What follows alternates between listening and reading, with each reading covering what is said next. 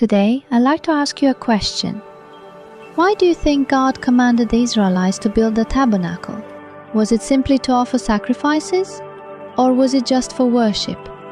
Those answers are certainly true, but when we read the Bible carefully, we discover that God Himself gives a deeper reason. Today, let's explore that amazing reason together. The Israelites had lived as slaves in Egypt for more than 400 years, yet God rescued them through the 10 plagues, the miracle of the Red Sea, manna from heaven, and water from the rock. After witnessing countless miracles, they finally arrived at Mount Sinai.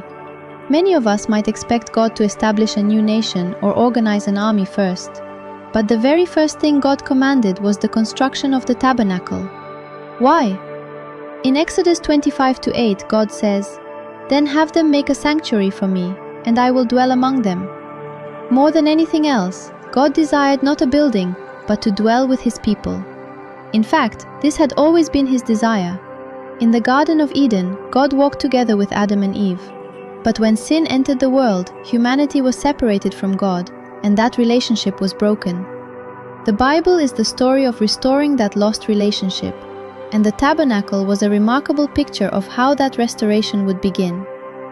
God did not allow the tabernacle to be built however the people wished. He specified its length, width, the colors of the curtains, the placement of every piece of furniture, even the smallest rings and details. Why was He so precise? The book of Hebrews tells us that the tabernacle was a copy and shadow of the heavenly reality.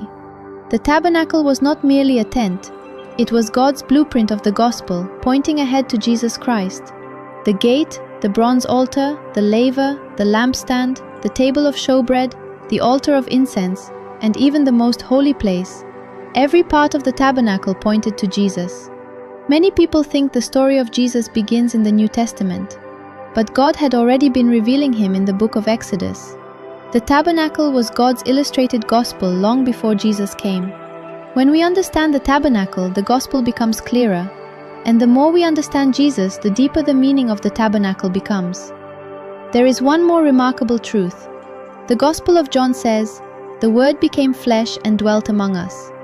The word dwelt literally means pitched His tent or tabernacled among us. Jesus was God who came to dwell among His people. The tabernacle became a living reality in Jesus Christ. Through Him, God came to live among us. That is why the tabernacle is not simply an ancient artifact. Even today, it continues to proclaim the gospel. In this series, we will journey through every part of the tabernacle and discover how each one reveals the good news of Jesus Christ. Thank you for watching.